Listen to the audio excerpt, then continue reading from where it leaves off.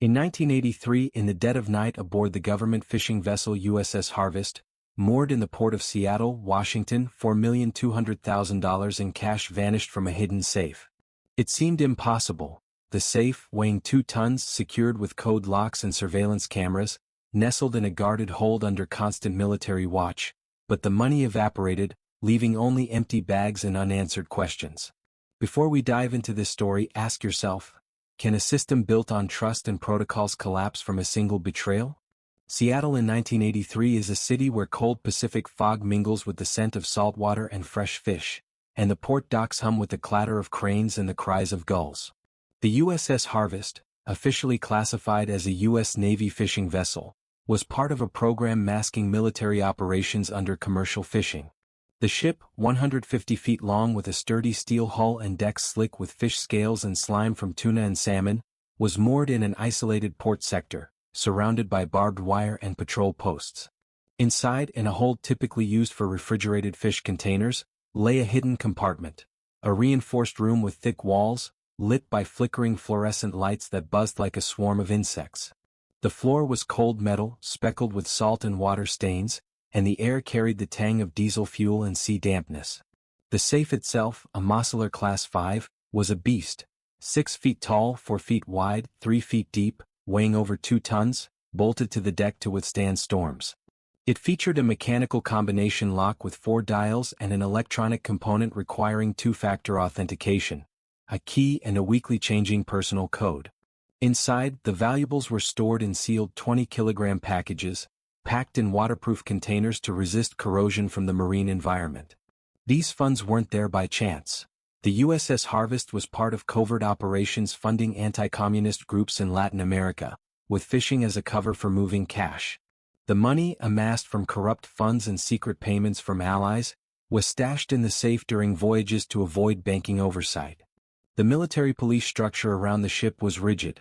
Security consisted of 12 Marines rotating shifts, 2 on deck, 1 near the hold, with patrols every 15 minutes. Access systems required magnetic strip ID cards, and all entries were logged in duplicated journals, paper and digital on the ship's computer. CCTV cameras, though primitive for the time, recorded corridors and the hold's entrance, with footage archived on magnetic tapes. The parking lots near the dock were lit by floodlights, secured with barriers and guard dogs. Corruption risks lurked in the shadows. In the Cold War era, with money flowing for black operations, temptations were high, and oversight wasn't always airtight.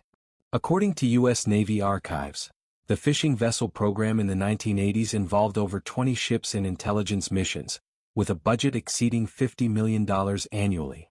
Admiral John Hargrove, 58, commander of the Naval Fishing Operations Division, was a 35-year veteran, from Vietnam to Pacific patrols. Tall, with a gray beard and deep wrinkles around his eyes, he wore a uniform adorned with medals that gleamed under his office lamps. His background: the son of a Maine fisherman, he rose through the ranks with iron discipline, but now, in his later years, grappled with financial strain. A wife battling cancer, a son in college, and a pension that felt distant.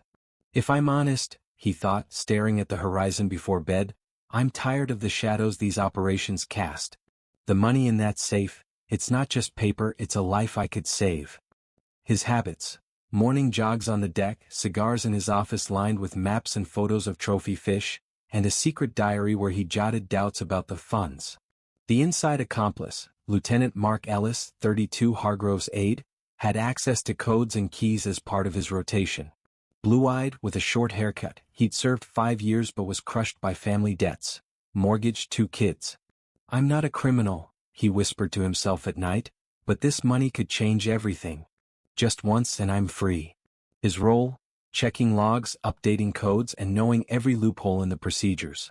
The organizer, Victor Kane, 45, a former Navy SEAL discharged for corruption, now ran a local Seattle gang. Muscular, with scars on his face, he had port connections and a motive: revenge against the system that cast him out. This money's mine, he told his crew in a dim bar. Hargrove thinks he's a god, but I'll show him hell. The unexpected witness, Sarah Jenkins, 28, a dock worker at a nearby pier, was a single mother with red hair, who saw more than she should have.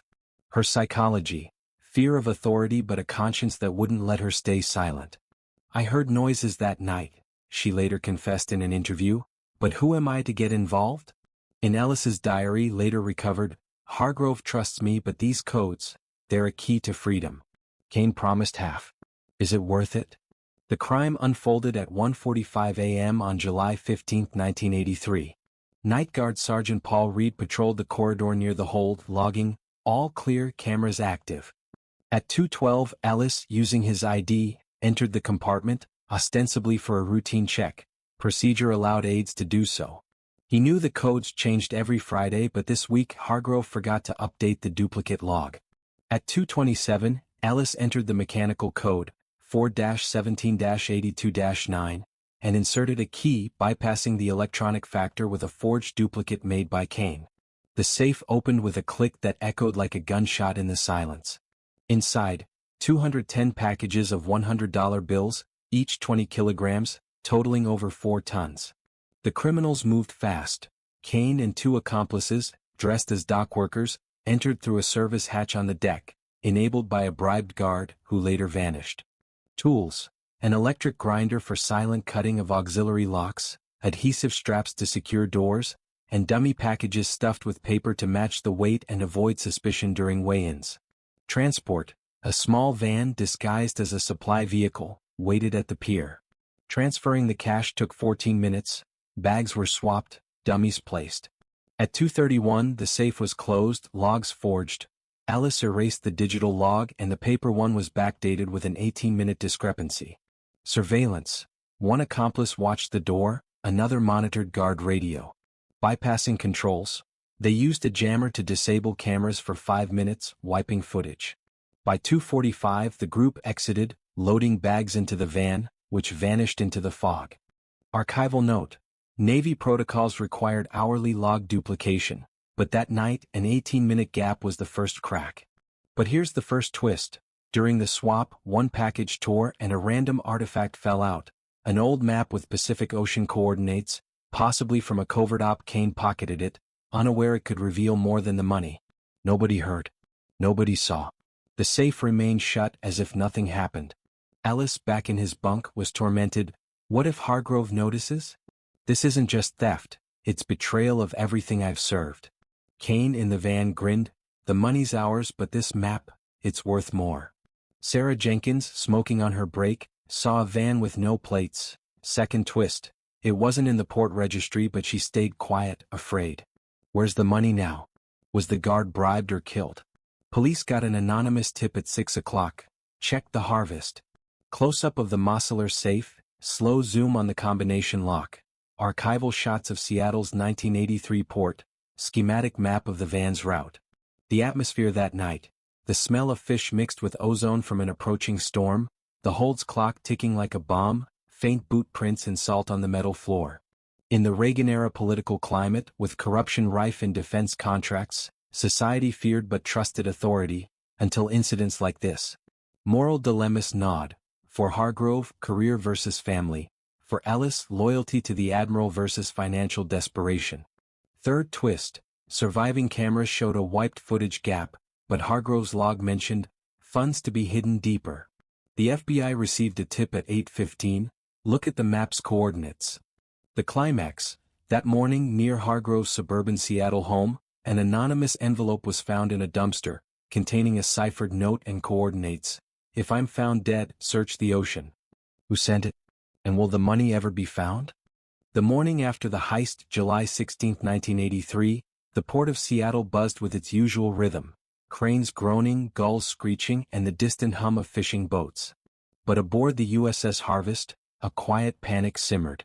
At 7:32 a.m., Admiral John Hargrove, bleary-eyed from a sleepless night, descended to the hold for a routine inspection.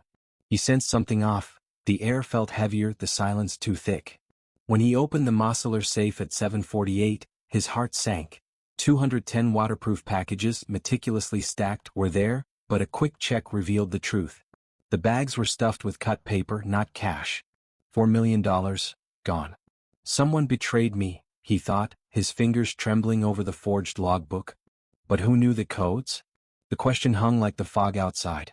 What follows is the unraveling of a conspiracy, where every clue led to deeper shadows. The investigation kicked off swiftly. By 8:15 the FBI, tipped off by the anonymous call, swarmed the ship. Agents in dark suits combed the hold, their boots clanging on the metal floor, while Navy MPs sealed the perimeter. The port's salty air mixed with the acrid scent of cigarette stubs littering the dock, evidence of late-night activity. The hold's fluorescent lights flickered, casting long shadows over the safe, its steel surface now dusted for prints. The CCTV tapes, critical to the case, were a dead end. 5 minutes of static from 2:27 to 2:32 a.m., exactly when the safe was breached. FBI report: the use of a signal jammer suggests technical sophistication uncommon for petty criminals. The paper log showed an 18-minute gap, and the digital log was wiped, pointing to someone with inside access. Hargrove, chain-smoking in his office, stared at his diary entry from the previous night. Funds must be moved soon. Too many eyes. Had he been careless? According to naval records, the USS Harvest security protocols required 2 officers to verify safe contents weekly. That week, Lieutenant Mark Ellis signed off alone.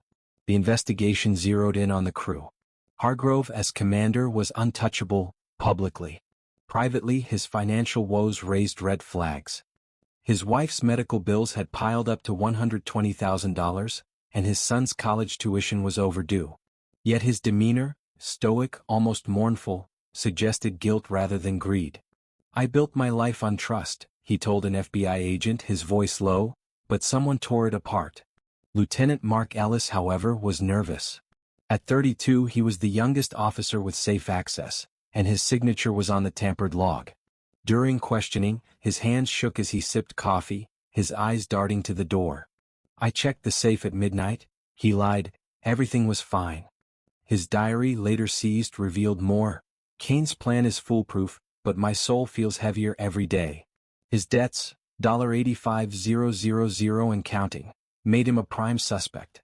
Victor Kane, the ex-SEAL-turned-criminal, was harder to pin down. Known in Seattle's underbelly, he'd been spotted at a dive bar near the port 2 nights prior, boasting about a big score. But Kane was a ghost. No address, no trace, only whispers of his grudge against the Navy. Sarah Jenkins, the dock worker, was the wild card. At 28, she worked grueling shifts to support her 5-year-old daughter. On July 15, during her 2 a.m. break, she'd seen a van, dark, no plates, idling near the Harvest dock. "I thought it was just a delivery," she told investigators, her voice trembling, "but it didn't feel right." She hadn't reported it, fearing retaliation from port bosses rumored to take bribes. Her conscience gnawed. "If I'd said something, could I have stopped it?" The first twist of the investigation came from her. A cigarette butt she'd seen near the van, stamped with a rare brand, Turkish Gold, not sold locally. Police note: the butt was collected at 9:22 a.m., sent for DNA analysis, results pending. FBI agents dusting the safe for prints, grainy CCTV footage of the hold's corridor, close-up of a Turkish Gold cigarette stub in an evidence bag. The heist's mechanics were dissected. The criminals had bypassed the safe's dual locks with chilling precision. The mechanical code, 4-17-82-9, was known only to Hargrove, Ellis, and 2 other officers. The electronic key, duplicated by Kane's crew, suggested access to military-grade forgery tech. The dummy packages, filled with paper to match the 20-kilogram weight, were a masterstroke. Routine checks relied on weight, not contents. The electric grinder used to cut auxiliary bolts left microscopic metal shavings, later found embedded in the hold's floor. The van, described by Sarah, was traced to a rental company, but the paperwork led to a dead end, a fake ID under the name John Doe. The jammer, a military surplus device, pointed to Kane's expertise. FBI analysis: the operation required at least 4 individuals, an insider, a tech specialist, a lookout, and a driver. The 14-minute window was tight but feasible, given the guard's bribed absence. But where was the money now? Hidden in Seattle's sprawling port? Or already offshore? The second twist hit at noon on July 16. A janitor cleaning the Harvest deck found a crumpled note under a crate. 47.3281N, 124.3912W. Don't trust the Admiral. The coordinates pointed to a spot 50 miles off Washington's coast, a remote stretch of the Pacific. Hargrove, when shown the note, paled. "This is madness," he muttered, but his diary hinted otherwise. The ocean hides what men cannot. Was he involved or was he framed? The FBI dispatched a Coast Guard cutter to the coordinates, finding nothing but empty waves. The note's handwriting didn't match Hargrove's or Ellis's, deepening the mystery. Archival note: the USS Harvest had made unscheduled stops at similar coordinates during prior missions per Navy logs. The psychological toll was evident. Hargrove, chain-smoking in his office, grappled with betrayal. "If it's Ellis, I failed him," he wrote in his diary. "If it's me they suspect, I've lost everything." Ellis, under surveillance, was unraveling. He burned a page of his diary that night, but fragments recovered read, "Kane knows too much. I'm trapped." Kane, meanwhile, was rumored to be hiding in a safe house near Tacoma, counting his millions. Sarah, racked with guilt, started keeping a journal. "I see that van in my dreams. I should have spoken up." The moral lines blurred, loyalty versus survival, duty versus desperation.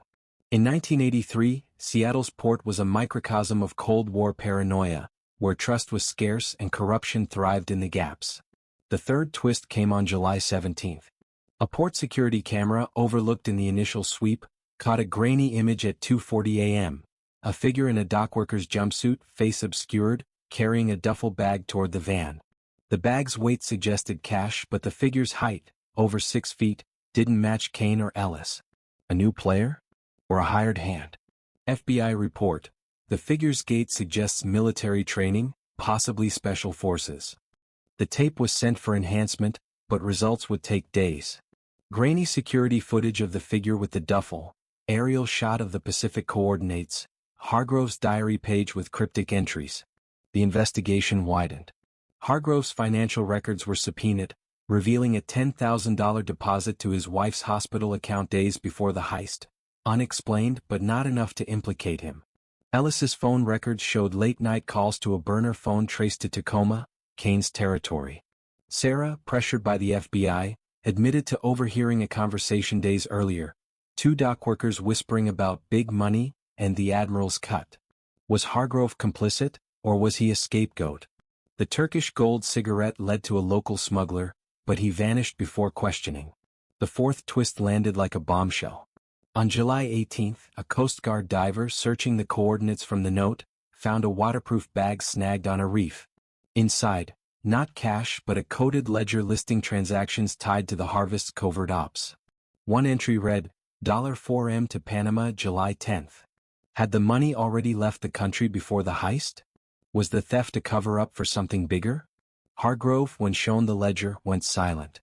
"I don't know," he said, but his eyes said otherwise. Divers pulling the bag from the ocean, close-up of the ledger's cryptic entries, a map plotting the coordinates. The port's atmosphere was oppressive. Diesel fumes, the creak of rusted hulls, and the ever-present fog that hid secrets. The social context of 1983, Reagan's defense boom, rampant corruption in military contracts, made the heist plausible, even inevitable. Questions piled up. Was the ledger a plant? Did Kane double-cross Ellis? And where was the missing guard, Sergeant Reed? The FBI's lead agent, pacing the dock, muttered, "This isn't just a theft. It's a chess game." The cliffhanger came on July 19. A second anonymous tip arrived, this time a voice message to the FBI's Seattle office. "Check Hargrove's safe again. The real secret's inside." Agents rushed to the Harvest, prying open the Mossler once more. Tucked behind a false panel was a single item, a key engraved with the initials VK Victor Kane, or a frame job. The money was still gone and the truth felt further away than ever. By July 20, 1983, the USS Harvest heist had spiraled into a labyrinth of deceit, with Seattle's port a stage for whispered accusations and fleeting clues. The discovery of the key engraved with VK in the Mossler safe sent shockwaves through the FBI's investigation. Was Victor Kane taunting them, or was someone pinning the crime on him? The $4.2 million remained missing, and the truth seemed to slip further with every lead. As the net tightened around Admiral John Hargrove, Lieutenant Mark Ellis, and the elusive Kane, the unexpected witness Sarah Jenkins held a secret that could unravel it all. This is the final chapter, where loyalties fracture, and the ocean gives up its ghosts. The FBI's focus sharpened. The key, small but heavy, was military issue, likely for a secondary lockbox used in covert ops. Its VK engraving pointed to Kane, but the precision of its placement, hidden behind a false panel in the safe, suggested an insider's touch. Hargrove, under relentless questioning, maintained his innocence. "I've served this country for decades," he told agents, his voice cracking, "but I can't explain that key." His diary, now in evidence, revealed more. July 12th, Kane's name came up in a report. "Old debts, old grudges. I should have acted." Had Hargrove known Kane was circling? His $10,000 hospital deposit, flagged earlier, was traced to a cash withdrawal from his personal account, not illicit but suspiciously timed. FBI note: Hargrove's financials show no direct link to the stolen funds, but his silence raises questions. Ellis was crumbling. On July 21st, under surveillance, he was caught trying to flee Seattle in a borrowed car, a duffel bag stuffed with clothes and $5,000 in cash, petty compared to the heist but damning. During interrogation he broke. "Kane forced me," he sobbed. "He had my family's address, said he'd hurt them." Ellis admitted to forging the log and disabling the CCTV with a jammer Kane supplied. But he swore he never touched the money. His cut was promised later in a drop that never came. His diary fragments, recovered from ashes, confirmed his fear. "Kane's not just a thief. He's a predator. I'm in too deep." The FBI pressed. Where was the money? Ellis didn't know. Kane said, "It's already gone," he whispered, "somewhere no one looks." Ellis in handcuffs, head bowed, close-up of the VK key in an evidence bag, Hargrove's diary pages under a magnifying glass. Kane remained a phantom. The FBI raided his rumored Tacoma safe house on July 22, finding only empty whiskey bottles and a map of the Pacific coast, marked with the same coordinates from the crumpled note: 47.3281 N, 124.3912 W. The Turkish gold cigarette butt recovered near the dock yielded DNA, but 1983 technology couldn't process it fast enough. A smuggler linked to the brand was tracked to a bar, where he claimed Kane hired him to move cargo, but vanished after the heist. The first twist of the endgame, the smuggler's logbook seized in the raid, listed a boat rental on July 14, a 30-foot fishing vessel, last seen heading west into the Pacific. Was the money already at sea? Sarah Jenkins, the dock worker, finally cracked under pressure. On July 23, she met with an FBI agent in a diner, her hands trembling around a coffee mug. "I saw more than I said," she admitted. At 2:30 a.m. on July 15, she'd overheard two men near the van, one with a scar, likely Kane, arguing with a taller figure in a navy jacket. He said, "The Admiral will take the fall," she recalled. Her journal, turned over to agents, detailed her fear. "I should have called the cops, but the port's dirty. Everyone's got a price." Her testimony shifted the narrative. Was Hargrove framed, or was he playing a deeper game? The second twist: Sarah found a crumpled receipt in her jacket pocket, dropped by the van that night, dated July 14, from a Tacoma hardware store for an electric grinder and waterproof bags. Police report: the receipt ties directly to the heist's tools, purchased 24 hours prior. Sarah's journal entries: grainy photo of the van near the dock, aerial shot of a fishing boat in the Pacific. The ocean held the next clue. On July 24, the Coast Guard, revisiting the coordinates, deployed sonar and divers. At 200 feet deep, they found a sunken crate, bolted shut, marked with Navy insignia. Inside, not the $4.2 million but 50 kilograms of cut paper, another dummy package. The coded ledger from the earlier dive, now decrypted, revealed a bombshell. The harvest funds were part of a $10 million slush fund, split across multiple ships, meant for Panama. The ledger's final entry, dated July 14, read, "Transfer complete. Harvest cleared." Third twist: had the money been moved before the heist, with the theft staged to cover a larger conspiracy? Hargrove, confronted with the ledger, collapsed in his chair. "I was told the funds were secure," he muttered. "Someone above me lied." The investigation turned to the Navy's higher ranks. Rear Admiral Thomas Crane, Hargrove's superior, had overseen the fishing program. His name appeared in the ledger, linked to a $2 million transfer to an offshore account. Crane, 62, was a political player with ties to defense contractors. On July 25, The FBI subpoenaed his records, finding encrypted telexes to Panama dated July 13. Was Crane the mastermind, using Kane as muscle and Hargrove as a fall guy? The fourth twist: a Navy whistleblower anonymously tipping the FBI, claimed Crane had ordered the harvest logs altered weeks prior to clean the books. FBI memo: Crane's involvement suggests the heist may be a diversion for misappropriated funds. The moral weight crushed everyone. Hargrove, facing disgrace, wrote in his diary, "If I'm blamed, my family pays the price. But I won't name names, not yet." Ellis, now in custody, grappled with betrayal. "I thought I was saving my kids, but I sold my soul." Sarah, haunted by her silence, vowed to testify, "I can't let them win." Kane, still at large, was rumored to have fled to Mexico, the money, or part of it, with him. The port's atmosphere was suffocating: diesel fumes, the clatter of cranes, and a fog that seemed to swallow truth. In 1983, with Cold War funds flowing unchecked, such scandals were buried as often as exposed. Divers hauling the crate from the ocean, Crane's telexes under scrutiny, a map tracing Kane's possible escape route. The final reckoning came on July 27. A Coast Guard helicopter spotted a derelict fishing boat adrift near the coordinates. Aboard, no crew but a hidden compartment with $500,000 in cash, part of the stolen funds. A note, scrawled in Kane's handwriting, read, "The ocean keeps its secrets. So do I." The rest of the money, $3.7 million, was gone. Kane was never found, though rumors placed him in Central America, living off the haul. Crane was quietly reassigned, his records sealed. Hargrove retired in disgrace, his diary's last entry, "The system I served betrayed us all." Ellis pleaded guilty, sentenced to 7 years. Sarah, hailed as a hero, moved away, haunted by the case. The USS Harvest was decommissioned in 1985. The missing $3.7 million was never recovered, and the Navy's fishing program was shuttered amid scandal. The port of Seattle moved on, its docks bustling under the same gray fog. But the heist left scars on Hargrove's legacy, Ellis's family, and Sarah's conscience. The ocean, vast and silent, held the final truth, locked in depths no one could reach. And somewhere, perhaps, Victor Kane smiled, knowing he'd outplayed them all.